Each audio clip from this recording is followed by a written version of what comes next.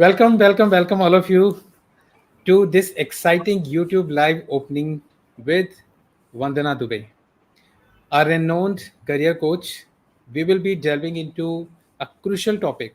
आज का जो टॉपिक है बहुत ही क्रूशल है. जो लोग जॉब करते हैं उनके लिए तो बहुत ही इंपॉर्टेंट है because the name of the topic you already know is mastering salary negotiation and workplace recognition strategies. So एक एक चीज़ इमेजिन करो आप कि आप एक कॉन्फ्रेंस रूम में बैठे हो, you just gone through an interview या फिर आपकी सैलरी हाइक होने वाली है and your heart is racing about to negotiate your salary और seeking recognition for your hard work. How is it friends? We all been there. हम सबके साथ हम कभी ना कभी उस सिचुएशन में आ चुके हैं. And that nerve-wracking moment when your future hangs in the balance, right?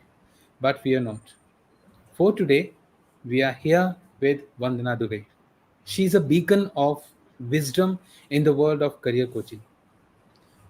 साथ ही आज हम जो बहुत कुछ एक्सप्लोर करने वाले हैं, the intricacies of salary negotiation and workplace recognition. Vandana, with her wealth of experience, will guide us through these real time situations, offering invaluable insights and actionable strategies. Whether you are a seasoned professional aiming for the well deserved raise or a budding talent seeking recognition, then this live session is for you. ये session आपके लिए एक road map to success हो सकता है. So sit back, engage, and get ready to master the art of negotiation and recognition in the workplace. So इससे पहले कि मैं स्टेज वंदना को हैंड ओवर करूं, इनके बारे में थोड़ा सा आपको बताना चाहूँगा. She has spent 11 years in corporate sales, searching for fulfillment, but something was always missing. COVID-19 हम सब जानते हैं कि उसने किसी ना किसी को एक टर्निंग पॉइंट दिया है. So same thing happened with her. That pushed her to re-evaluate, and she found her true calling, empowering mid-career professionals to thrive with the blissful career model through the Blissful Career Hub. Because feeling good about your work is not just a luxury, it is a necessity that fuels innovation and benefits all of you.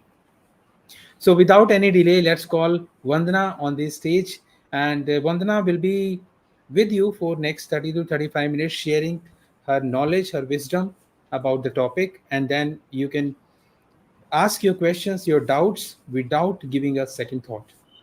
I'll also have some questions, so then we will move into the Q&A session, and let's move. So if you are excited about the session, just type welcome Vandana in the chat box, and Vandana, over to you. Thank you so much, Prashant. Thanks for introducing me, and a very good morning to all of you, and a happy day.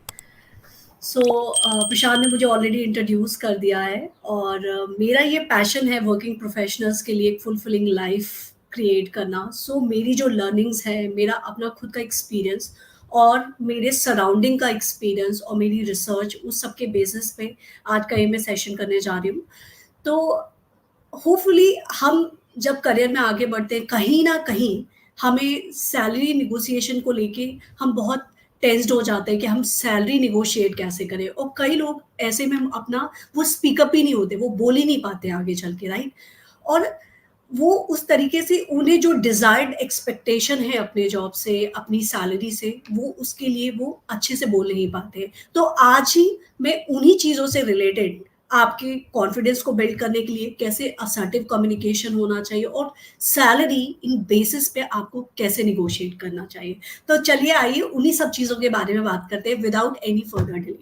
देखिए, salary, पहली चीज़ तो आपको ये समझना है कि salary negotiation सिर्फ आपके कॉम्पनसेशन पैकेज का डिस्कशन नहीं है, उसके अलावा बहुत सारी चीज़ें होती हैं, जैसे कि आपके क्या एडिशनल बेनिफिट्स हैं, आपके क्या एडिशनल हॉलीडेज़ आप ले सकते हैं, क्या फ्लेक्सिबल वर्किंग आवर्स है, क्या एक्स्ट्रा फैसिलिटीज़ हैं जो आप अपने ऑर्गेनाइजेशन से माँग सकते हैं। तो ये सारी चीज़ें होती हैं बेनिफिट्स, जिसमें सैलरी बेनिफिट एक पार्ट होता है, राइट? तो आपको ये बात समझनी होगी। उसके लिए सबसे बड़ी चीज़ ये होती है कि आप स्पीक अप, आप बोलें। क्योंकि मैंने अपने एक्सपीरियंस में बहुत सारे लोग, अपने कलीग्स को, अपने क्लाइंट्स को जो मेरे हैं, वो उनका कहना ये है कि मैं बहुत अच्छा काम करता हूँ, मेरी कंपनी मुझे खुद ही रिकॉग्नाइज करेगी कि मैं अच्छा काम कर रहा हूँ, वो मुझे खुद ही हाइक देंगे। लेकिन ऐसा नहीं होता है। जब तक आप बोलेंगे नहीं ना, आपको पैसा नहीं मिलेगा, आपको हाइक नहीं मिलेगा, आपको रिकॉग्निशन नहीं मिलेगा। जैसे आपने सुना ही होगा ये कहावत, क्राइंग बेबी गेट्स मिल्क, रोते हुए बच्चे को दूध दिया जाता है। जब तक आप बोलेंगे नहीं ना, लोग आप सामने से आपको ऑफर नहीं करेंगे। कुछ लोग बोलते हैं कि नहीं, मुझे ऑफर किया है। ऑफर किया है, क्या वो डिजर्विंग ऑफर है आपके लिए? क्या वो ऑफर आपके लिए बेस्ट ऑफर है क्या? नहीं। ऐसा नहीं है कि आप अगर वैल्यू एक्स डिजर्व करते हैं, उसके बेसिस पे उन्होंने कुछ एक्स माइनस एक्स वन आपको ऑफर किया है, तो आपको स्पीकअप होना पड़ेगा, आपको खुद के लिए खड़ा होना पड़ेगा, खुद के लिए बोलना पड़ेगा, राइट? और दूसरी जो सबसे बड़ा फायदा होता है ना सैलरी नेगोशिएशन का, आपको अच्छे पैसे मिलने के अलावा, वो होता है कि सेंस ऑफ एम्पावरमेंट। जब आप अच्छी सैलरी कमाते हैं ना, जब आप निगोशिएट करते हो और आपको अब वो अचीवमेंट मिल जाता है ना, आपको डिजायर्ड सैलरी मिल जाती है, तो आपको जो सेंस ऑफ एम्पावरमेंट फील होता है ना, that is beyond money, I am telling you. Imagine कीजिए, आप एक ग्रुप में हैं, अपने ऑफिस कलीग्स के ग्रुप में हैं, जहाँ पे बहुत सारे लोग जिनका पैकेज आपसे ज्यादा है, they are discussing about perks and benefits and salary.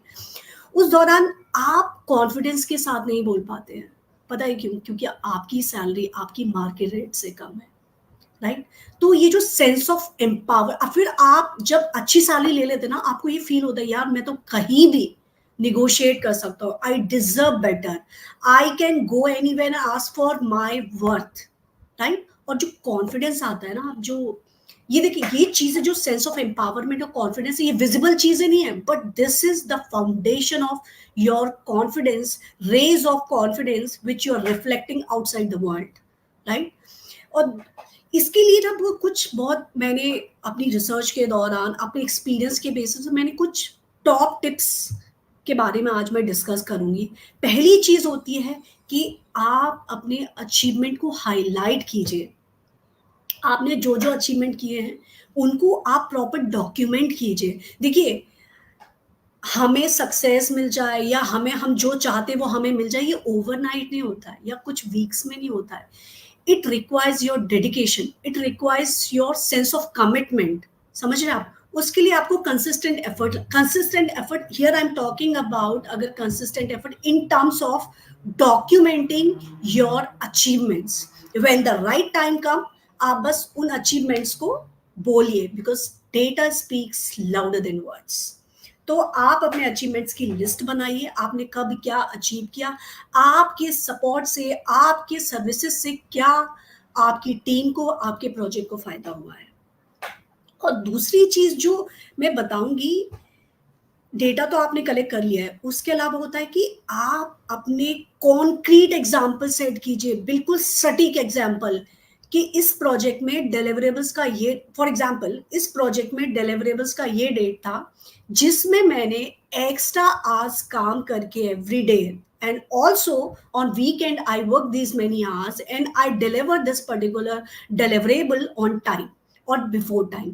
आप कॉन्क्रीट एग्जाम्पल दीजिए। कॉन्क्रीट एग्जाम्पल जब आप देते हैं ना, तो सामने वाला ना एकदम डायरेक्ट उसको एब्जॉर्व करता है, ठीक है? इसकी बहुत पावर होती है।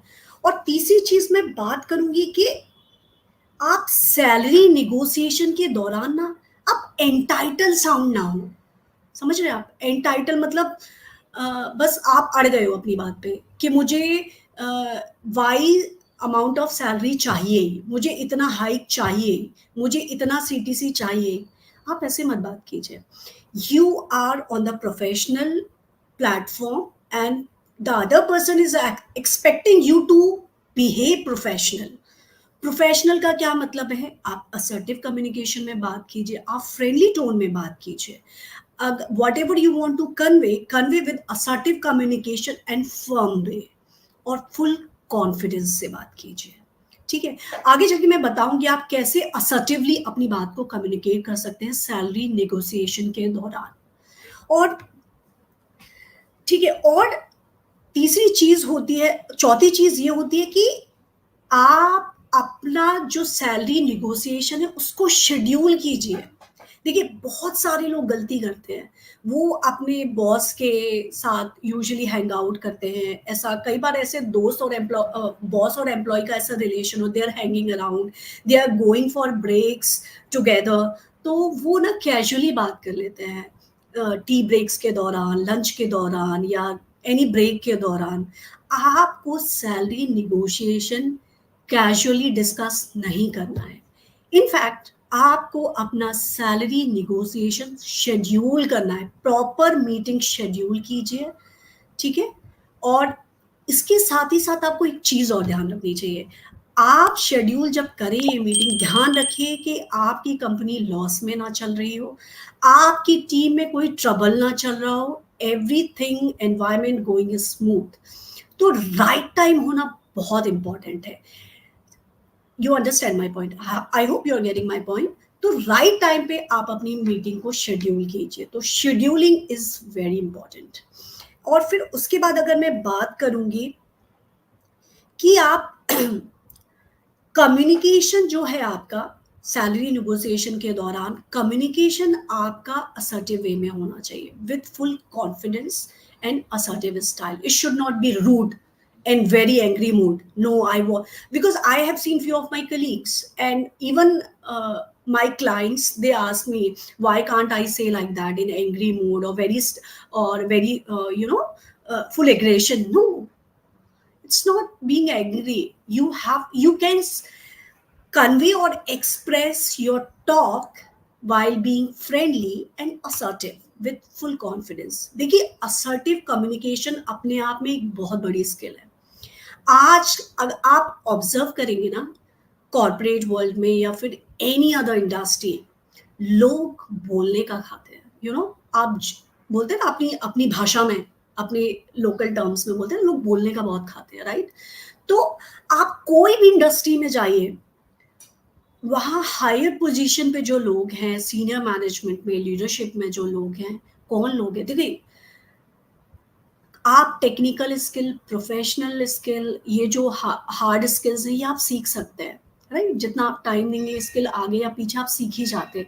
लेकिन ये जो सॉफ्ट स्किल होती है ना, ये बहुत बड़ा रोल प्ले करती है। जैसे आप अपने करियर का लैडर ना ऊपर चढ़ना शुरू करते हैं, इनका बहुत सेंशियल है और बहुत ही सिग्निफिकेंट रोल होता है आपके करियर ग्रोथ और एडवांस में, when you are taking forward your career over the years. तो असर्टिव कम्युनिकेशन अपने आप में एक स्किल है, इसको सीखना बहुत ज़रूरी है। लेकिन आप ये नहीं है कि मैंने एक बुक पढ़ ली या मैंने 10 चैप्टर खत्म कर लिया, अब मेरा कम्युनिकेशन बेस्ट हो गया। नहीं, ये लाइफ गोइंग प्रोसेस है।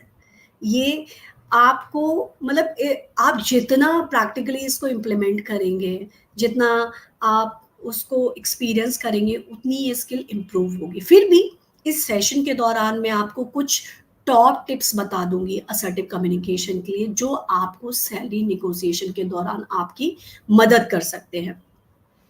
पहली चीज तो ये है असर्टिव कम्युनिकेशन में कि आप अपने कम्युनिकेशन के दौरान क्लियर और डायरेक्ट रहे, बातों को घुमा फिरा के, हेर फेर करके, इसका उसका एग्जाम्पल लेके बात ना करें। पहली चीज, आप जब बात करते हैं सैलरी नेगोशिएशन में, आप क्या बात करेंगे? मेरे वो कलीग है जिसका एक्सपीरियंस मेरे बराबर है, लेकिन वो उसकी सैलरी मुझसे इतने अमाउंट ज्यादा है, क्यों? नहीं, this is not the right way. आप सब्जी मंडी में नहीं आए हैं, आप समझिए ये बात। आप एक ऑर्गेनाइजेशन में है जहां सामने वाला आपसे प्रोफेशनलिज्म एक्सपेक्ट कर रहा है। और मानिए या ना मानिए मेरी बात, ऑर्गेनाइजेशन, हायर लीडरशिप एक्सपेक्ट करता है अपने एम्प्लॉय से प्रोफेशनलिज्म बिहेवियर की, और they are, and these kind of employees are always appreciated. तो आप, तो इसलिए आप ना उनका एग्जाम्पल ही दीजिए. उसके लिए बेहतर बहुत ही इंपॉर्टेंट पॉइंट है सैलरी नेगोशिएशन से कि आप रिसर्च कीजिए. रिसर्च कैसे हो, जैसे रिसर्च किस बेसिस पे होनी चाहिए, रिसर्च इस बेसिस पे होनी चाहिए कि आपके एक्सपीरियंस के हिसाब से, आपके शहर में, आपकी डेजिग्नेशन के हिसाब से दूसरे जो लोग हैं उनका सैलरी बैंड क्या है. समझ रहे हैं आप. और इसके लिए बहुत सारे प्लेटफॉर्म्स हैं जहां पे आप ये रिसर्च कर सकते हैं, जैसे पे स्कैलर है, salary.com है, ग्लास डोर है, लिंक्डइन सैलरी हाइलाइट्स है. आप ये सारी चीजों के बेसिस पे आप अपनी इंडस्ट्री में अपने डेजिग्नेशन के और अपनी लोकेशन के हिसाब से what is the average, what is the minimum and what is the maximum salary band that you can get to know. और हमेशा never ever go without research for salary negotiation. मैं ये नहीं कह रही हूं कि आपको हमेशा अपनी इंडस्ट्री में बेस्ट मिलना चाहिए आपके एक्सपीरियंस के हिसाब से. नहीं, बेस्ट नहीं, लेकिन एवरेज से नीचे कभी नहीं जाना चाहिए. उससे आपका कॉन्फिडेंस लूज होता है. देखिए, सैलरी जो आप कमा रहे हैं ना, पैसा, वो पैसे का सिर्फ प्रेजेंट में इम्पैक्ट नहीं होता है भाई. उससे प्रेजेंट में इम्पैक्ट नहीं होता, उसमें आपके फ्यूचर फाइनेंशियल इम्प्लीकेशंस पे भी बहुत फर्क पड़ता है. कैसे? अगर आप एक्स अमाउंट ऑफ सीटीसी है आपका, आप अगले साल जब होगा उस एक्स पे ही आपको इंक्रीमेंट मिलेगा, या अपनी नई कंपनी पे जा रहे हैं ना, उस एक्स पे ही आपको 10%, 40% या 50% हाइक मिलता है. तो इसके फ्यूचर फाइनेंशियल इम्प्लीकेशन इम्पैक्ट करते हैं, राइट. तो पहली चीज है कि असर्टिव कम्युनिकेशन में आपको क्लियर और डायरेक्ट होना चाहिए. दैट मीन्स आप फ्रेंडली टोन में बात करें, आप असर्टिवली बात करें और डायरेक्ट अपनी बात रखें, रादर देन कि we think we employees in our, you know, I've seen people like this. I have seen my client where they come, you know, जब वो शुरुआत में मेरी कम्युनिटी में आते हैं, they talk कि हमारी टीम में तो लोग ऐसा बोलते हैं. You never say कि we. असर्टिव कम्युनिकेशन होता है आपको हमेशा आई के साथ शुरू करना चाहिए. मुझे ऐसा लगता है, मेरा ये मानना है, मैं ये डिजर्व करता हूं. ठीक है, ऐसा नहीं बोलना है कि हमारी टीम में लोगों को ऐसा लगता है. नेवर एवर, मुझे ऐसा लगता है. Always start your discussion with I sentences. That is the symbol of assertive communication. और दूसरी चीज होता है रेस्पेक्टफुल लिसनिंग, जिसको लोग एक्टिव लिसनिंग भी बोलते हैं. आप ये ना, हम बहुत नजरअंदाज करते हैं इस बात को. दूसरों की बात हम कई बार हम इसलिए सुनते हैं क्योंकि हमें आंसर करना होता है, या हमें आंसर करके हम बहुत होशियार बनते हैं, राइट. बहुत सारे परसेप्शन होते हैं, लेकिन आपकी लिसनिंग respectful होना चाहिए. What the other person is saying, you should be respectful and should be attentive while listening. Okay. तो और तीसरी चीज होती है कॉन्फिडेंस. असर्टिव कम्युनिकेशन का ये मैं बोल सकती हूँ, ये फाउंडेशन होता है कॉन्फिडेंस. कॉन्फिडेंस के साथ बोलिए, जो भी बोलिए. अगर जैसे बोलिए, फॉर एग्जाम्पल, जैसे मैं एम्प्लॉय से बात कर रही हूँ, इंटरव्यूअर से या एचआर से, मैं बोलती हूँ मुझे ऐसा लगता है कि मुझे सैलरी ना, मेरी सैलरी ना 20% बढ़ जानी चाहिए, क्योंकि मैं बहुत सारे लोगों को देख चुकी हूँ, वो लोग मुझसे ज़्यादा कमा रहे हैं, जबकि उनका दिस डजंट साउंड प्रोफेशनल. और ये कहीं से भी कॉन्फिडेंस नहीं है. व्हेन यू से, for example, I have done my research. I have seen in this particular location, as per my designation, this is the salary band, and this is where I fall down. And I firmly believe, as per my prior performance and the contribution I'm giving to the team, I deserve this amount of hike in my salary. ये आपका confidence दिखाता है. जब आप confidence दिखाते हो ना, तो सामने वाला आप में कॉन्फिडेंस दिखाता है. पहले आप खुद में कॉन्फिडेंस लाओ ना, तब सामने वाला आप में कॉन्फिडेंस दिखाएगा. This is the power of confidence. और चौथी चीज होती है कि हमें एक्सप्रेस करना चाहिए. हमें जो फील होता है ना, हमें अपने फुल कॉन्फिडेंस और फुल बिलीफ के साथ सामने वाले को एक्सप्रेस करना चाहिए, राइट? और दूसरी चीज होती है कि आपको अपने असर्टिव कम्युनिकेशन के दौरान आपको आई कांटेक्ट करके बात करना है, the way I am communicating with you, right? अगर मैं आपको कैमरे में आपकी तरफ देख के बात कर रहे हैं, आप मुझसे ज्यादा कनेक्ट फील कर रहे हैं, आप श्योर्ड हो रहे हैं कि what I believe what I am speaking about, right? अगर मैं इधर उधर देख के बात करूंगी तो आपको क्या लगेगा, अरे ये बंदी को तो खुद ही इधर उधर देख के बात कर रही है, इसको नहीं आता है, और ये इससे खुद में ही कॉन्फिडेंस नहीं है। जब मुझे खुद में ही कॉन्फिडेंस नहीं है तो आप लोग मुझ में कैसे कॉन्फिडेंस कर सकते? This is the power of eye contact. आपको सैलरी निगोशिएशन के दौरान कॉन्फिडेंस के साथ बात करनी है while maintaining eye contact. And lastly, I would say salary negotiation में बहुत इंपॉर्टेंट पॉइंट है कि आप अपनी बाउंड्रीज अपने दिमाग में रखें कि this is the minimum, I would not go below this, right? आपको अपना वॉक अवे पॉइंट पता होना चाहिए। कुछ लोग कुछ लोग ना they keep on discussing and they do not stop until and unless the other person रुक जाता है, लेकिन आप नहीं रुकते क्योंकि आपने अपनी बाउंड्रीज ही डिसाइड नहीं की हैं। जब आप अपनी बाउंड्रीज डिसाइड करेंगे तो आपको अपना वॉक अवे पॉइंट पता होगा, this is the lowest, I can not go below this, and you should always have a alternate solution for that. Always वो ऑल्टरनेट सोल्यूशन क्या हो सकता है, that is the best one you who can decide, right? कभी कभी ना हमें बहुत फायदे के चक्कर में ना हमें अपनी सेल्फ स्टीम से नीचे नहीं जाना चाहिए। देखिए, ठीक है, वो आपके कॉन्फिडेंस को लो करता है। So these were the points about salary negotiation and where I covered also the assertive communication, how you can communicate assertively while negotiating your salary. So this was about the salary negotiation.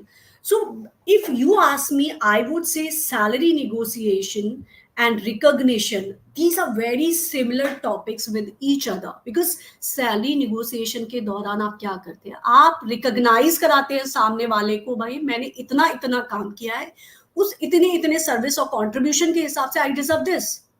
और recognition challenge में मैं ये बोलूंगी, जो salary negotiation और recognition है, इसमें आप ना अपनी पहली बात तो आपको अपनी पिच रेडी करनी चाहिए सैलरी निगोशिएशन में, और उस पिच को प्रैक्टिस कीजिए, इतनी प्रैक्टिस कीजिए कि कॉन्फिडेंस के साथ आप कभी भी बोल सके। और वो प्रैक्टिस आप अपने किसी फ्रेंड से, घर वालों से, रिलेटिव से, कलीग से, मेंटर्स के साथ, किसी के भी साथ प्रैक्टिस कर सकते हैं।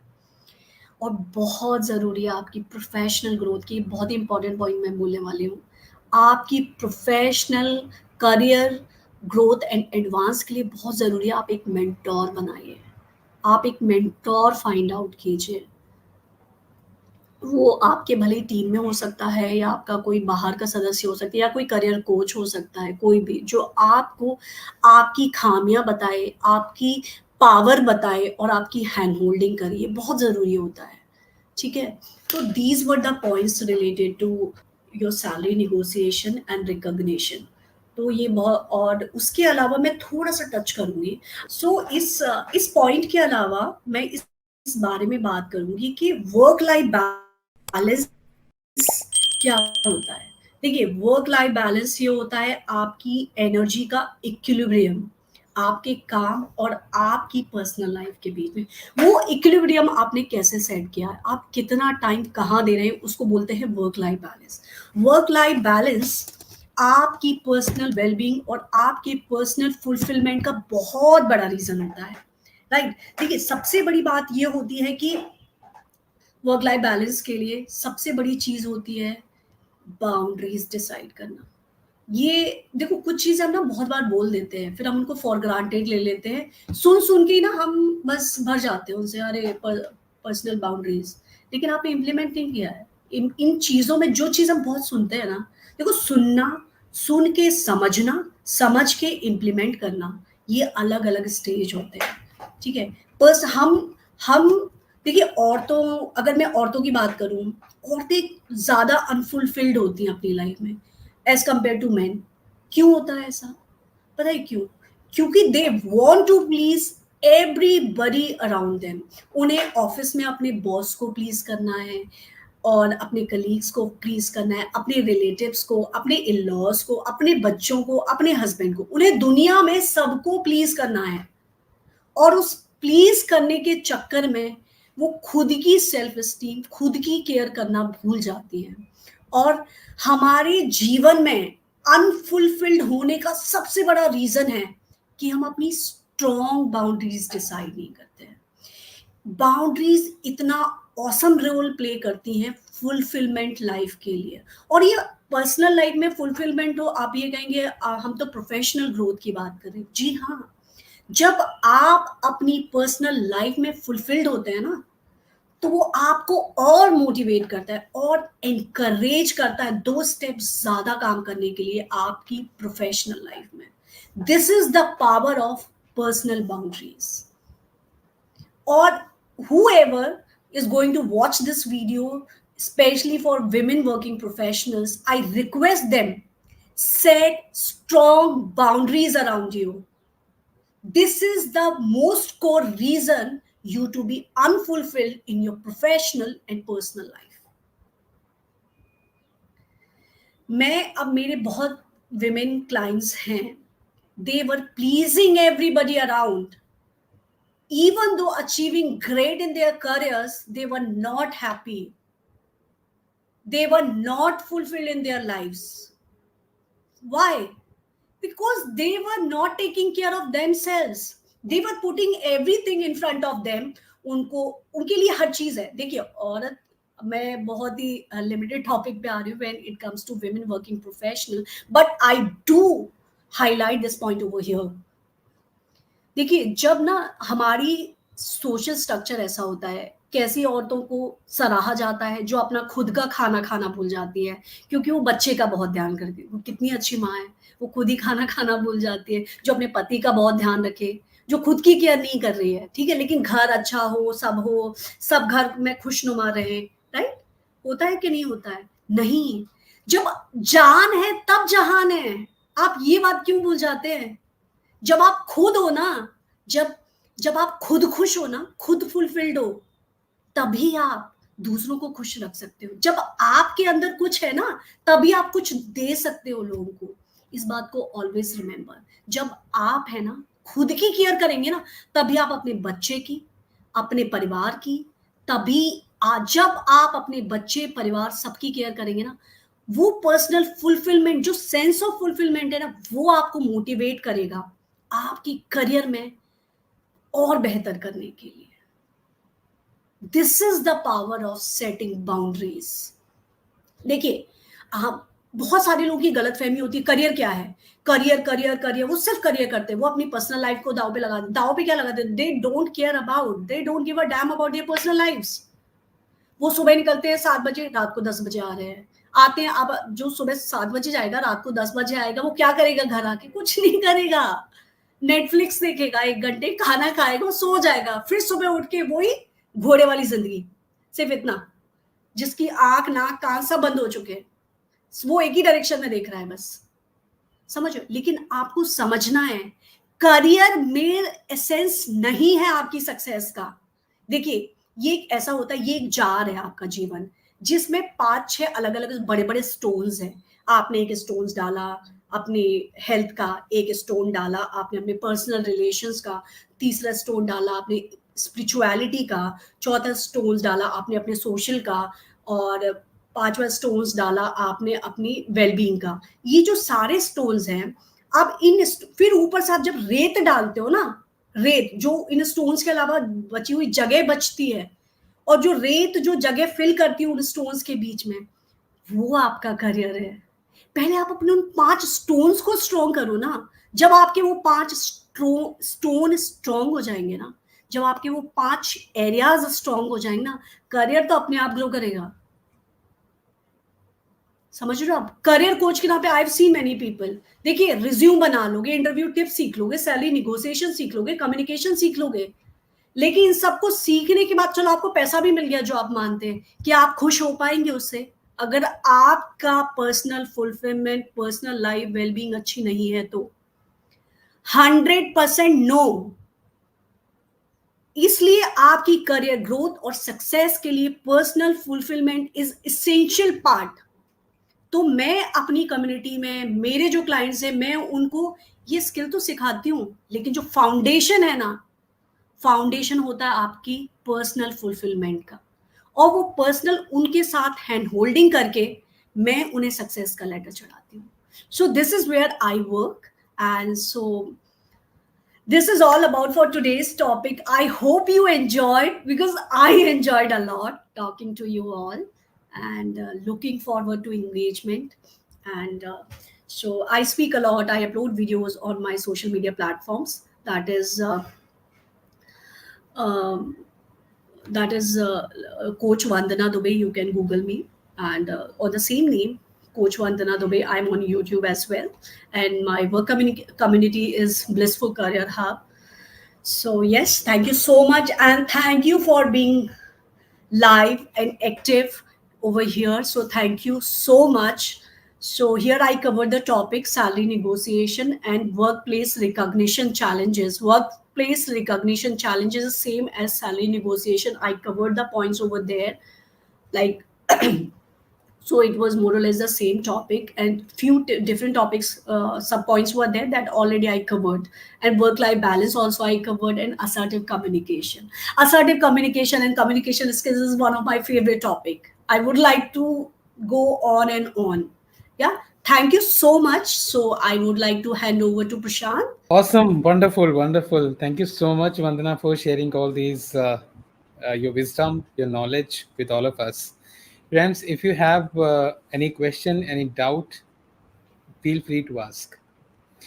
Meanwhile, I've got some questions here.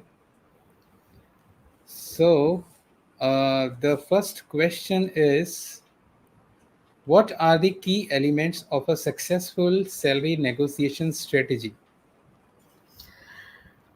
That I already covered. Key points are your research. Your data speak louder than words.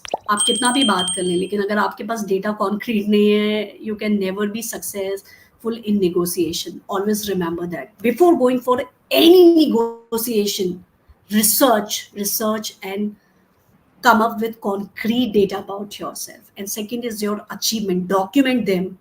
Professional journey is all about documentation. Take it very seriously.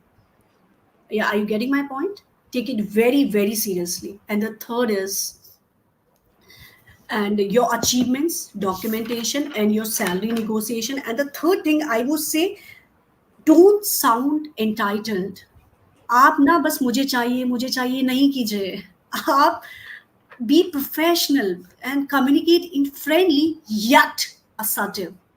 Assertive communication का बहुत बड़ा role होता है. आप ये professional means आप सब्जी मंडी की तरह बात नहीं कर सकते. I have seen people, they talk like this, मुझे ये चाहिए, मुझे इतनी सैलरी चाहिए, लोगों की इतनी सैलरी नहीं. आप प्रोफेशनल प्लेटफॉर्म पे हैं, आप प्रोफेशनली बात कीजिए. Communicate in assertive style. Are you getting my Wonderful. Point? Yeah. Wonderful. Wonderful. So the next question is, what do you think that the company culture plays an important role in negotiating a higher salary? And if yes, then how? What is the priority for you? The one who's asking this question. If your priority is only salary, then you should go forward. If the company culture आपको किस level तक affect कर, if it is toxic work environment, अगर वो आपकी mental wellbeing पे question लगा रहा है, तो उस केस में आप सैलरी नेगोशिएट, मेरे हिसाब से आपको सैलरी नेगोशिएशन के बारे में नहीं सोचना चाहिए. I you getting my point? Right.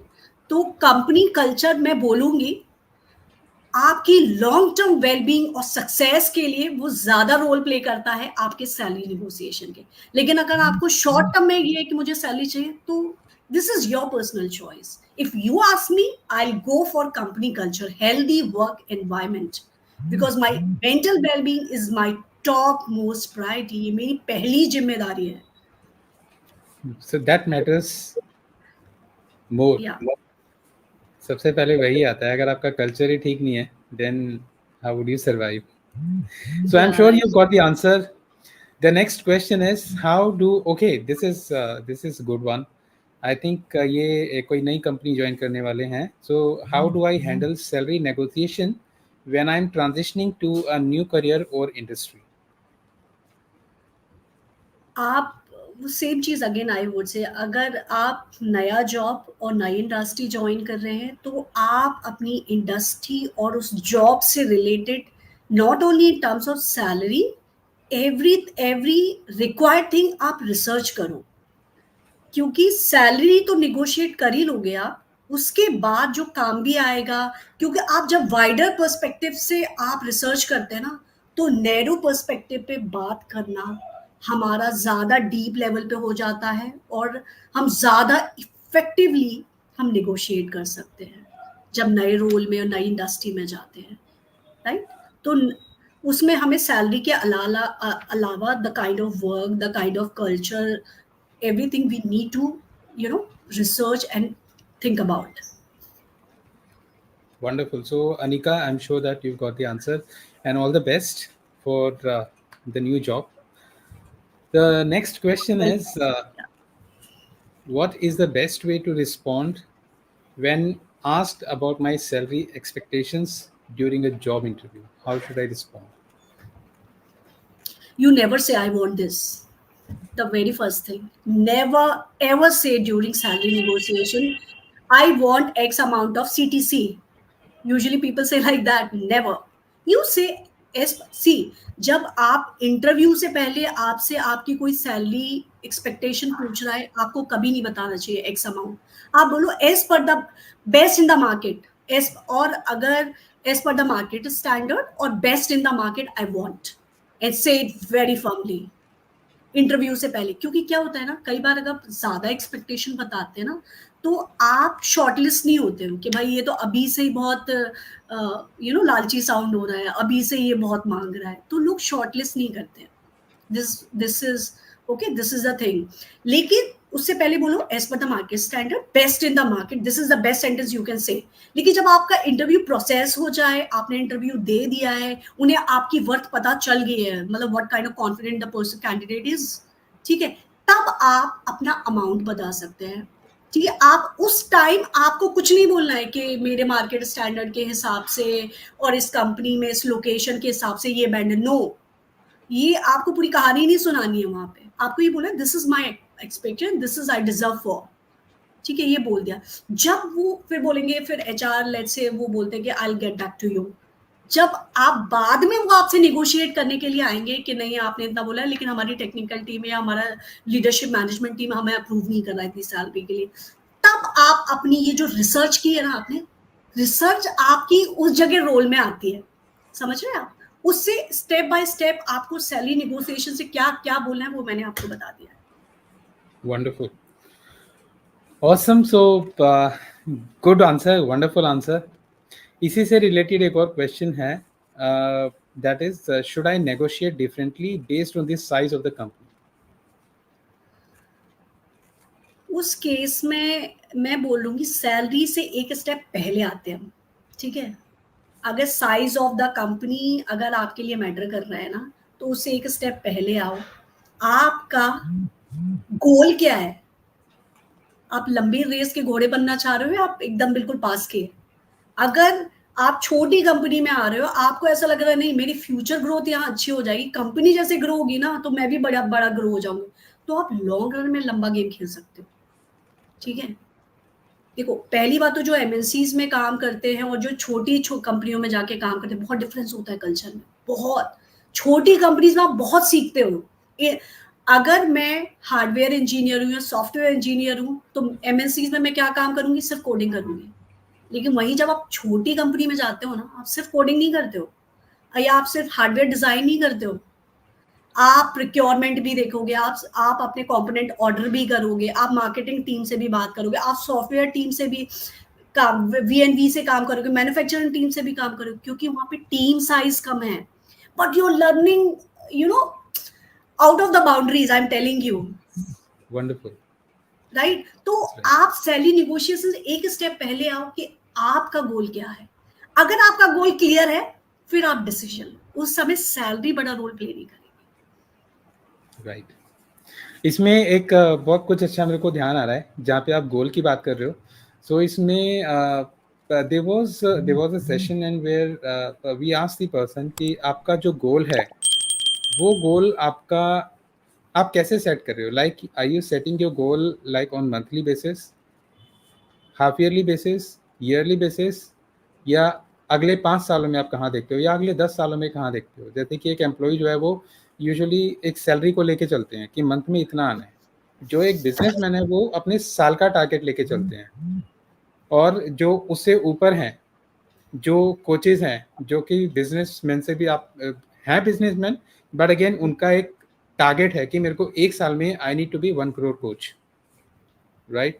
तो आपको अपना गोल यहाँ पर सेट करना है कि आप मंथली बेसिस पे अपना गोल रखना वेरी चाहते हैं, ईयरली बेसिस पे, या अगले 5 सालों में आप अपने आप को कहाँ देखते हैं? कहाँ देखना एक्चुअली आप देख भी सकते हो अपने रियल टाइम लाइफ से ना, आप इस बात से ना कनेक्ट कर सकते हो। जैसे एक मजदूर है, मजदूर कितना सोचता है कि मुझे आज जी, दिन के एंड में कितना पैसा मिलेगा, राइट? फिर उससे थोड़ा सा बड़े आते हैं, ठीक है, कि हमें महीने का कितना मिलेगा, ठीक है। फिर जो लोग होते हैं ना, जो छोटे एंटरप्रेन्योर्स होते हैं, वो सोचते हैं यार मुझे सालाना कितना हो जाएगा, राइट? और जो बड़े बड़े लीडर्स होते हैं ना, विजनरीज होते हैं, वो 10 साल 5 से तो नीचे सोचते ही नहीं है कि 10 साल में मुझे कहाँ पहुंचना है। ये होता है power of mindset, power of thinking. Visionary leaders होते हैं ना, वो 5 से 10 साल का सोचते हैं। सो इन द सेम वे आपको भी उसी तरह से सोचना है कि सैलरी नेगोशिएशन अगर आप कर रहे हैं तो उसमें आपके लिए क्या बेनिफिट्स हैं, आप अपने आप को कहाँ देखते हो, right? Is not yearly basis. अगर आप एक अपने आप को एक लीडर की तरह देखना चाहते हैं तो थिंक अबाउट कि अगले 5 सालों में आप कहाँ जाना चाहते हैं। इसलिए इसलिए आपको सैलरी निगोशिएशन से पहले कंपनी के बारे में ये चीज देखना बहुत जरूरी है कि वहां आपके ग्रोथ के क्या अपॉर्चुनिटीज हैं, क्या चांसेस हैं। सैलरी एक पार्ट है, लेकिन आपको कंपनी के रिसर्च, जब मैंने बोला ना, तो सिर्फ सैलरी रिसर्च नहीं होता है। कंपनी का क्या वर्क कल्चर है, ये भी एक बहुत बड़ा पॉइंट होता है। दूसरा पॉइंट ये भी होता है कि वहाँ कंपनी में कैसे प्रोजेक्ट्स हैं, वो ग्रोथ की अपॉर्चुनिटीज क्या है। उसके लिए आप वहाँ के जो ऑलरेडी एम्प्लॉयज हैं ना, आप उन्हें लिंक्डइन पे कनेक्ट कर सकते हैं, लिंक्डइन पे उनसे बात कर सकते हैं, उनसे एडवाइस ले सकते हैं।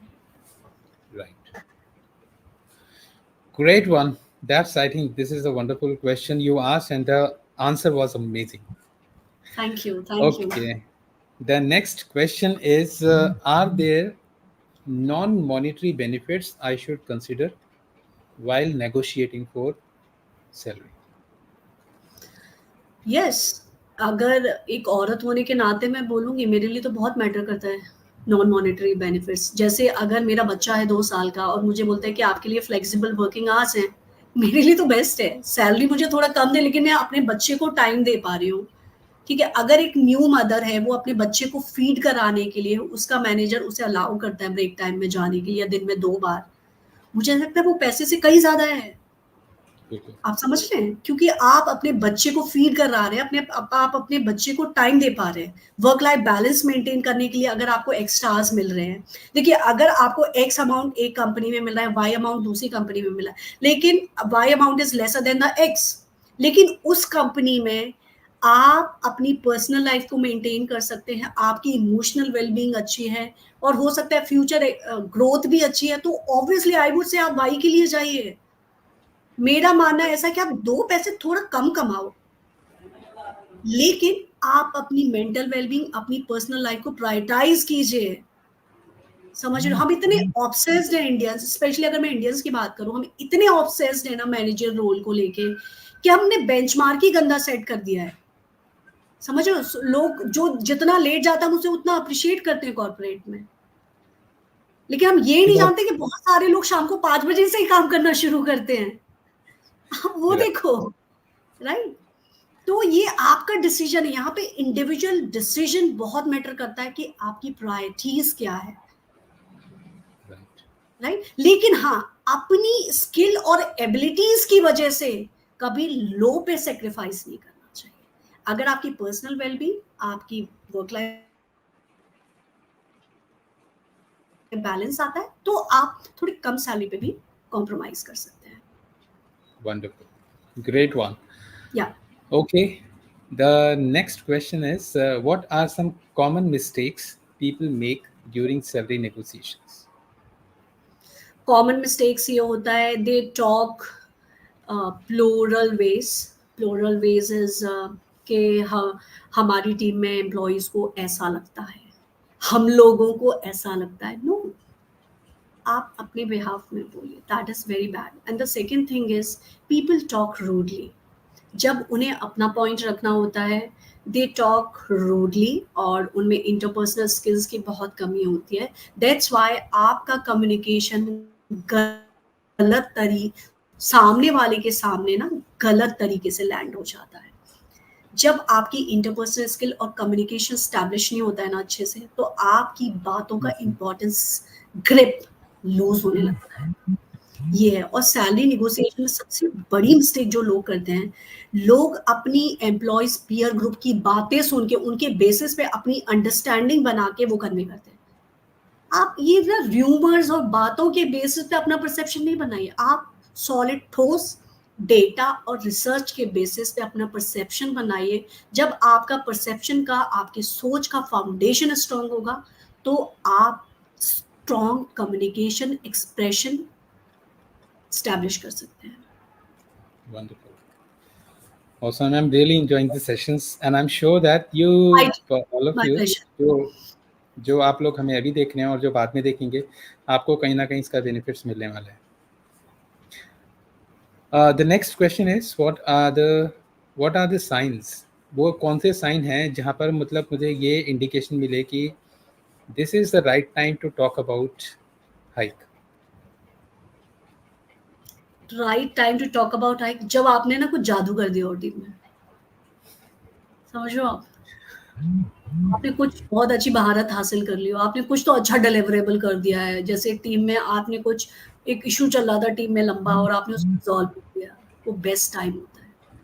जब आप ना एकदम चर्चा मचा रहे हो ना टीम में, वो बेस्ट टाइम होता है सैलरी निगोशिएशन करने के लिए। उसके साथ ही साथ इम्पॉर्टेंट ये होता है कि आप कंपनी और टीम के हिसाब से भी वो राइट टाइम चलना चाहिए। कंपनी लॉस में नहीं जाना चाहिए, टीम लॉस में नहीं चल रही हो उस समय, आपका क्लाइंट की तरफ से बहुत सारे फ्लैग्स ना खड़े हो, वो भी होता है। लेकिन जब आपने अपना बेस्ट दिया हो, आप अच्छे से रिकॉग्नाइज हुए हो ना, वो बेस्ट टाइम होता है सैलरी निगोशिएट करने का। Wonderful. देखो Good कॉर्पोरेट one. ऐसा कल्चर है, कॉर्पोरेट ऑलवेज रिमेंबर, कॉर्पोरेट ऐसा कल्चर है, वहाँ इंसान एम्प्लॉय की उतनी वैल्यू नहीं होती। कितना भी, I have seen many MNCs, I work in 4 top MNCs, लेकिन एम्प्लॉय रिस्पेक्ट बात करते हैं। वो आपसे प्यार से बात करेंगे जब तक कि आप उनके लिए अच्छा कर रहे हो, और वो अच्छा करेंगे। अगर आप एक्स अमाउंट पे अच्छा कर रहे हो ना, और दूसरा वाला ना आपसे हायर अमाउंट पे कम अच्छा भी कर रहा है ना, लेकिन वो कैरी फॉरवर्ड रहेगा। जब तक कि आप खुद से नहीं मांगोगे, खुद से उनको रिकॉग्नाइज नहीं कराओगे ना, वो आपको पैसे नहीं देंगे। ठीक है, इसलिए आपको अपनी वर्थ पता होना बहुत जरूरी है। Self worth is much important.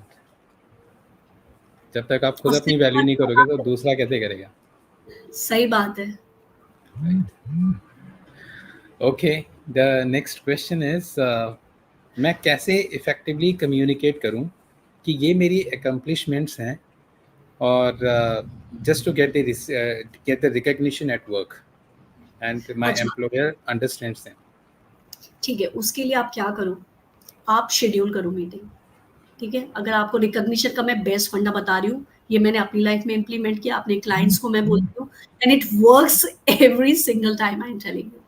आप अपना ना डेटा बनाओ, आपने क्या क्या अकम्प्लिश किया है, प्रॉपर वे में उसको रिटर्न ईमेल में ड्राफ्ट करके रखो, और अपनी जो रिकॉग्निशन वाली मीटिंग है, या सैलरी नेगोशिएशन की मीटिंग है, या आपकी हाइक की मीटिंग है, वो मीटिंग शेड्यूल करो। और ये जो डेटा है भेजना नहीं है मीटिंग से पहले, जब आपकी मीटिंग हो ना, मीटिंग में जाने से पहले बस 2 मिनट पहले वो सेंड कर दो अपने मैनेजर को, जिसके साथ डिस्कशन करने वाले हो।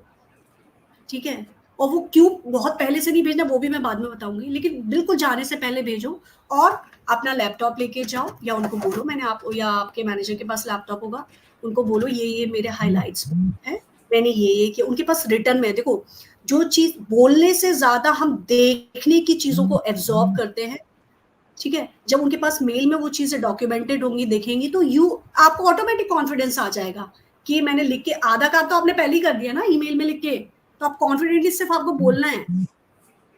और वो बहुत पहले क्यों नहीं लिख के भेजना है अपने मैनेजर को, डिस्कशन से बहुत पहले इसलिए नहीं भेजना है क्योंकि लोग काउंटर आर्ग्यूमेंट ना रेडी कर लेते हैं। अगर मैंने बोलिए मैंने ये काम किया, वो फिर वो उस डेटा के बिहाफ में ना वो प्रिपेयर होके आएंगे, नहीं आपने ये तो किया था लेकिन आपने ये भी गलत कर दिया था, इसलिए बहुत पहले नहीं भेजना चाहिए। ये मतलब मैं ना टॉप सीक्रेट आपके साथ शेयर कर रही हूँ मैं अपने That's good व्यूअर्स one. के। So friends, be ready and follow the guidelines. एक क्वेश्चन है, what is the role of emotional intelligence in salary negotiation and workplace recognition? Emotional intelligence बहुत बड़ा रोल है इसका। अब ना जब हमारा जैसे कई बार ये होता है ना, क्या बोलते हैं, परफॉर्मेंस रिव्यू होता है, बहुत सारे लोग बहुत इमोशनल हो जाते हैं, वो they you know literally start crying.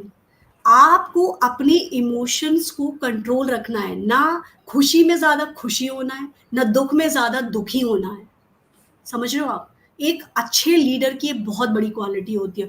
और आप हमेशा देखोगे जो लीडरशिप जिनको अ, जिनको क्या बोलते हैं, या जिनका डेजिग्नेशन चेंज होता है, जिनको ग्रोथ मिलती है, एडवांसमेंट मिलता है अपनी अपनी जॉब में, उनको देखना, एक तो उनका कम्युनिकेशन बहुत अच्छा होता है, दूसरा वो इमोशनली बहुत कंट्रोल्ड होते हैं, उनका इमोशनल इंटेलिजेंस बहुत स्ट्रांग होता है। देखिए अगर आप खुद ही इमोशनली स्ट्रांग नहीं है ना, तो आप टीम लीड नहीं कर सकते हैं। आप टीम लीड नहीं, क्योंकि एक ने आपको बोला आप उसके इमोशन में बह गए, दूसरे ने आगे कुछ बोला आप उसके इमोशन, तो आप अनबायस्ड डिसीजन नहीं ले पाएंगे, और जो डिसीजन नहीं ले पाएगा वो टीम लीडर नहीं हो सकता है। और सैलरी निगोशिएशन में ही भी इमोशनल इंटेलिजेंट उतना ही बड़ा रोल प्ले करता है, क्योंकि अगर आप इमोशनली रहेंगे ना, तो अगर वो आपसे कम सैलरी पे बात करते हैं ना, तो आप इमोशनली बात करना शुरू कर देंगे, जबकि आपको अनबाइज्ड और न्यूट्रल होके निगोशिएट करना है। हम बेहतर डिस्कशन तभी कर पाते हैं जब हम न्यूट्रल वे में बात करते हैं। जब हम एक डायरेक्शन में सोच के करेंगे ना, तो हमारा डिस्कशन इफेक्टिव नहीं हो पाता है। इमोशनल इंटेलिजेंस का बहुत अच्छा टॉपिक है एक्चुअल में, इसमें there is a lot to cover about, but I would say कि अगर आपको मतलब अगर आपको अपना कम्युनिकेशन इफेक्टिव करना है, तो आप इमोशनली स्टेबल रहें। आई मीन आप अनबायस्ड होके डिस्कशन कर पाएंगे। अगर आपने डिसाइड कर लिए x amount x amount x amount, फिर तो वो सब्जी भाजी वाला केस हो जाएगा। Okay, the next one is what are some negotiation skills, negotiation techniques for introverted individuals? जो लोग इंट्रोवर्ट हैं या जिनके जो एम्प्लॉयर है वो इंट्रोवर्ट हैं, तो उनके साथ कुछ टेक्निक्स प्लीज शेयर। देखो इंट्रोवर्ट है, मुझे ऐसा लगता है इंट्रोवर्ट अगर वो डिसाइड करते, they could be fantastic communicator. ये इंट्रोवर्ट एक्सवर्ट कुछ होता नहीं है। जो बोलते हैं इंट्रोवर्ट वो होता है जो कम बोलता है, एक्सट्रोवर्ट वो होता है जो बहुत बोलता है। नहीं, सही टाइम पे सही बोलना ये कोई कैटेगरी नहीं होती है। इंट्रोवर्ट भी सही टाइम पे सही बोल सकता है, एक्सट्रोवर्ट भी सही टाइम पे सही बोल सकता है। तो इंट्रोवर्ट एक्सट्रोवर्ट को हटाओ, आप सही टाइम पे सही चीज बोलो। वो सही चीज कैसे बोलोगे? जो मैंने आपको स्ट्रैटेजीज बताई। और इंट्रोवर्ट के साथ अच्छी बात यह है कि they listen actively, they listen respectfully, और जो ज्यादा अच्छे से सुनता है ना, टाइम आने पे वो सही तरीके से कम्युनिकेट भी करता है। और इंट्रोवर्ट के लिए मैं अपने अगर पर्सनल लेवल पे बोलूंगी तो मैं एक ही टिप बोलूंगी, प्रैक्टिस प्रैक्टिस प्रैक्टिस। आप अपनी सैलरी निगोशिएशन की पिच को प्रैक्टिस कीजिए, ज्यादा से ज्यादा, किसी के भी साथ, कोई भी हो सकता है, आपका दोस्त, आपके कलीग, आपका मेंटोर, आपके रिलेटिव्स, फैमिली, किसी के भी साथ, क्योंकि अच्छी प्रैक्टिस को कुछ भी मात नहीं कर सकता। Right, okay okay. The next one There are is so many questions lined up, huh? yeah, I've got the question is अक्सर ये देखा गया है, या मतलब अक्सर लोग बात करते हैं कि जब भी सैलरी की बात आती है, so I am just reframing it, जिन्होंने भेजा है उस हिसाब से, कि जब सैलरी नेगोशिएशन की बात आती है, सैलरी हाइक की बात आती है, तो अक्सर हमें ये सुनने को मिलता है तुम करते ही क्या हो, और जब हम छुट्टी मांगने जाते हैं तो हमें बोला जाता है कि तुम्हारा काम कौन करेगा। How should I, how to overcome this? This is really nice. Actually, this is a common problem where everybody is facing in their corporate life. So इसके लिए वही आप करते क्या हो ना, जब वो आप करते क्या हो तो बोल देना आपको बस मेल भेज रहा हूँ, ये करता हूँ मैंने ऑलरेडी, वो उस समय आपका डेटा काम आएगा। आपका काम कौन करेगा? बोलो ये काम मैं करता आ रहा हूँ और मैंने ये अचीव किया है। ये इसलिए जब आप जाओ ना तो आप ये डेटा दिखाओ, क्योंकि मैनेजर जो रोल है ना, देखो मैनेजर क्या होता है, सबसे पहली बात ये समझो, हम बहुत लकी होते हैं कॉर्पोरेट लाइफ में अगर हमें हमारा मैनेजर टेक्निकली साउंड मिल जाए। आप टेक्निकल काम कर रहे हो, आपका मैनेजर के पास मैनेजर स्किल्स है, वो technically sound, he won't understand. वो जो इंसान टेक्निकल डेप्थ नहीं समझता है ना, वो समझ ही नहीं पाएगा आप क्या प्रॉब्लम फेस कर रहे हो। वो बस ये बोलेगा मुझे इस टाइम पे ये चाहिए, मुझे इस टाइम पे ये। This is the very common problem facing in the corporate world, क्योंकि हमारे पास कई बार इफेक्टिव मैनेजर्स नहीं होते हैं। They are not depth in technical skills, that's why they do not relate with the problem of their team, technical team. तो उस समय आपका डेटा बोलेगा, data speaks louder than words. अक्सर ये बात कही भी जाती है कि यूजुअली जब लोग जॉब छोड़ते हैं या क्विट करते हैं, कहीं पर दूसरी जगह पर जाते हैं, they actually do not leave companies, they leave their managers. Absolutely true, very true. और सैलरी नेगोशिएशन भी आपको उनका उन्हीं के साथ होता है, राइट? ये तो आर्ट है ना। आप देखिए, हमें पता है कि लोग कैसे हैं, हमें पता है कि हम जिन लोगों 10 लोगों से रोज मिलते हैं वो हमारी कितनी केयर करते हैं। उन्हें जैसे लोग आपसे बोलते हैं आप कैसे हो, कैसी चल रही है लाइफ, लेकिन कितना सुपरफिशियल होता है, फिर भी हम रिप्लाई करते हैं ना। This is the way, this is the society we are living in. हमें सब पता है, अगर मैं प्रशांत आपसे पूछती हूँ और कैसा चल रहा है आपकी लाइफ में, सब अच्छा है, मैं आप पर्सनल लेवल पे आके आपकी प्रॉब्लम सॉल्व नहीं कर दूंगी, but this is the society, this is the वे हम कम्युनिकेट करते हैं एक दूसरे के साथ रह के, राइट? तो हमें हमें पता है लोग कैसे, फिर भी उन लोगों को समझ के, उस माहौल को समझ के हमें बेहतर परफॉर्म करना होता है। Any tip for the employers और द मैनेजर्स? अक्सर जो एम्प्लॉई अपने मैनेजर्स को छोड़ते हैं, कंपनी को नहीं छोड़ते, बिकॉज दे कम बैक। अगर वो 1-2 साल बाद के हायर पोजीशन पर आते हैं, they come back to the same company, but not to the same manager. So yes, any tip for those managers, employers who will be listening us or are listening now? okay, How so to managers के लिए आई would से, अगर आप अभी already manager हैं या आप अब मैनेजर बनने वाले हैं, मैं बोलूंगी आप अपनी टीम को अपने घर की तरह ट्रीट कीजिए। जब आप जितना, जैसे घर में हम अपने बच्चे को अकेला नहीं छोड़ देते हैं, सिर्फ एग्जाम में रिजल्ट नहीं आया तब हम उस पर आके डंडा दिखाएं, तो बच्चा आपकी एक नहीं सुनेगा। जैसे जैसे वो बड़ा होगा ना, बच्चा आपको अवॉइड करना शुरू कर देगा।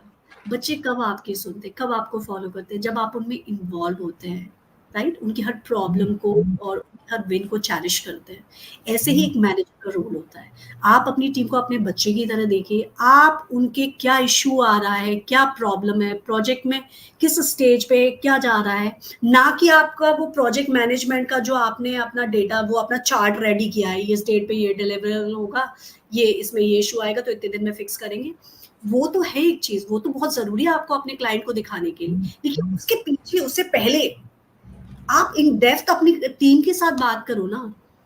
हम अपना मैनेजर अपना इंप्रेशन जमाने के चक्कर में ना, बिना टीम से डिस्कस किए वो डिलीवरेबल्स की डेट डिसाइड कर देते हैं, फिर बोलते हैं नहीं क्लाइंट ने ऐसा ही बोला है, और टीम उनकी ह्यूज प्रेशर में रहती है। और प्रेशर में किया हुआ काम, उसमें तो इश्यूज और बग्स तो होंगे ही ना। तो आप अपनी टीम के साथ इन्वॉल्व हो कि what is the right time, what is the right schedule they can deliver. Even कुछ कॉर्पोरेट कंपनीज हैं जो कि अपने मैनेजर्स को उसमें उनकी परफॉर्मेंस में ऐड करती हैं, which is called zero attrition. कि जीरो एट्रिशन आपकी टीम से कोई छोड़कर नहीं गया, या कितने लोगों ने छोड़ा। And if people are leaving their managers, then question question जो है वो रेज होता है मैनेजर के ऊपर कि why, what is happening, right? Exactly. अच्छा, इसमें एक क्वेश्चन और है, दैट इज कि अक्सर मैंने ये ऑब्जर्व किया है कि जब मैनेजर हमारे साथ बैठते हैं नेगोशिएशन के लिए, so it is like a war situation कि now he sitting like this कि हाँ भाई बोलो तुमने क्या किया है, and then he offers us कि this is the hike you will receive और this is a negotiation which has been decided for you. So how to handle that situation? Right. देखो, मैंने जो अभी तक डिस्कस किया, ठीक है, वो आपने इम्प्लीमेंट कर लिया, उसके बाद भी कोई रिजल्ट नहीं आ रहा है, वो अब बस ये है कि हम आपको इतना ही दे सकते हैं। तो ये बताओ, ऐसी जगह पे रुकने का क्या मतलब है जहाँ पे आपको ना पर्सनल वेलबींग है, ना आप जो डिजर्व करते हैं वैल्यू, वो वैल्यू नहीं है आपकी। देखिए, आप थोड़े दिन के लिए ठीक है, लेकिन लॉन्ग रन जब आप ऐसे कंटिन्यू करते हैं ना, जहाँ आपकी वैल्यू नहीं होती है, and keep working hard and you are not getting the relevant thing in return, relevant amount in return, तो आपकी इमोशनल वेलबींग अफेक्ट होती है। मैं तो बोलूंगी कि you this is the time to switch, Switch.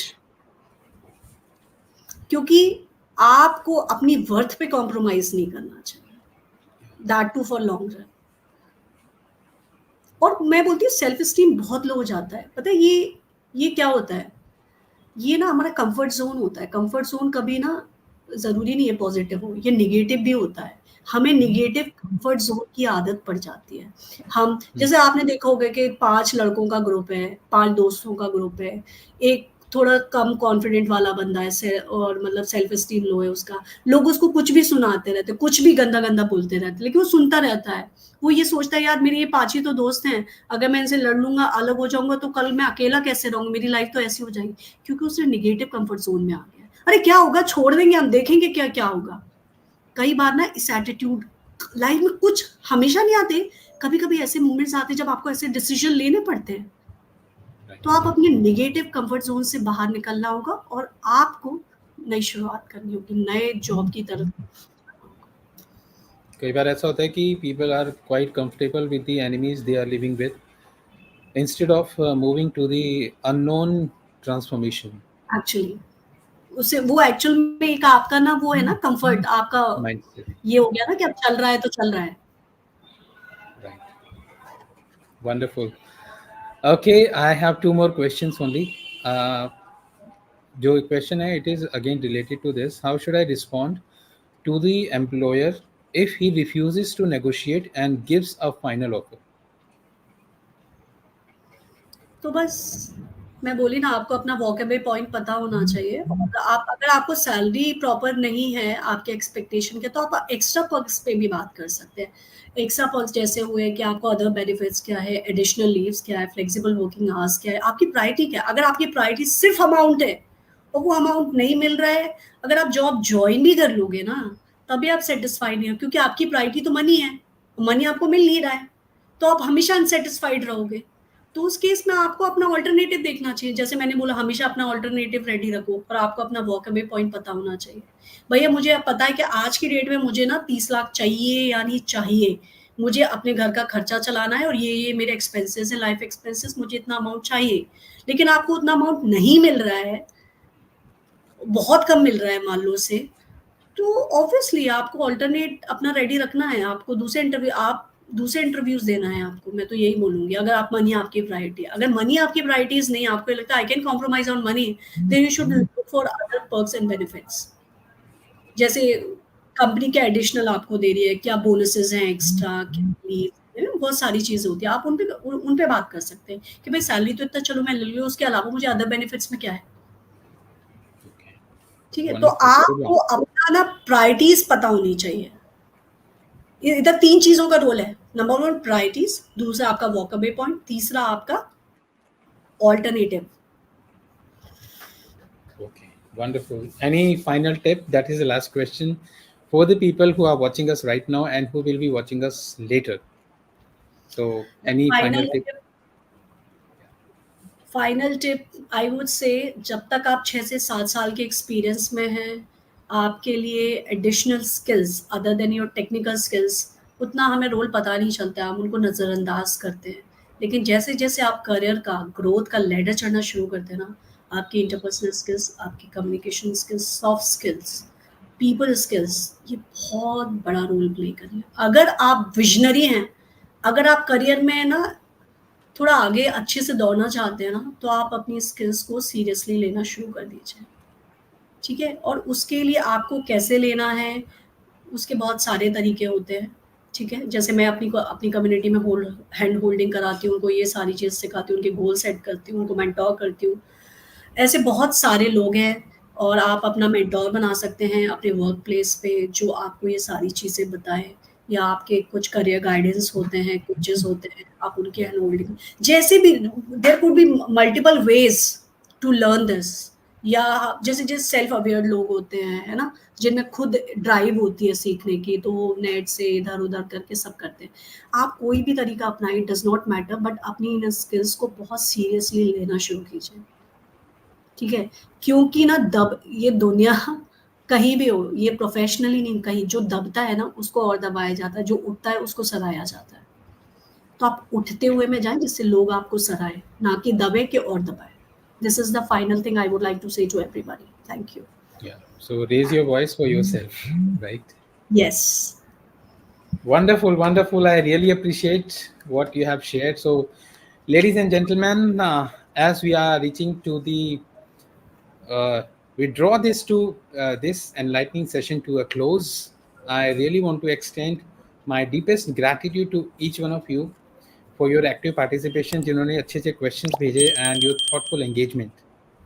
आपके questions, आपका enthusiasm have actually made this discussion truly enriching.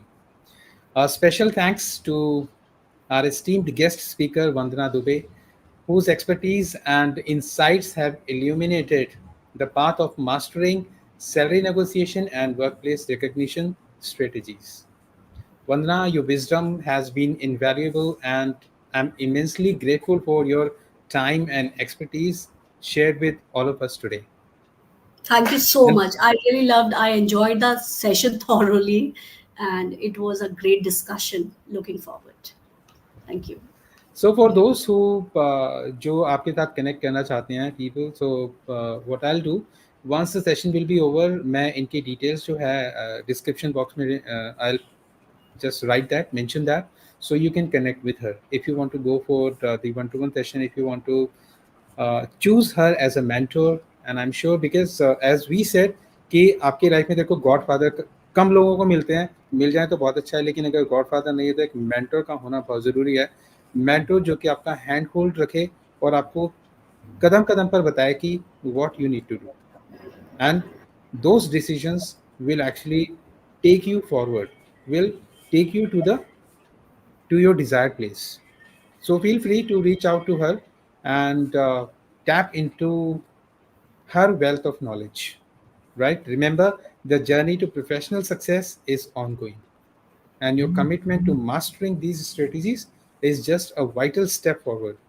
So, stay empowered, stay confident, and keep striving for the recognition and compensation you deserve. Thank you once again, and I look forward to seeing you in future sessions. And once again, thank you so much, Vandana, for And accepting I the would like proposal. to say thank you very much, Prashant, and thank you very much to my audience. And I wish them really best, and pray for their successful career ahead. So thank you so much. All right, so friends, it's time to say goodbye. Take care, stay healthy. See you next week with a new speaker and a new topic. Till then, stay healthy. Take care. Namaste.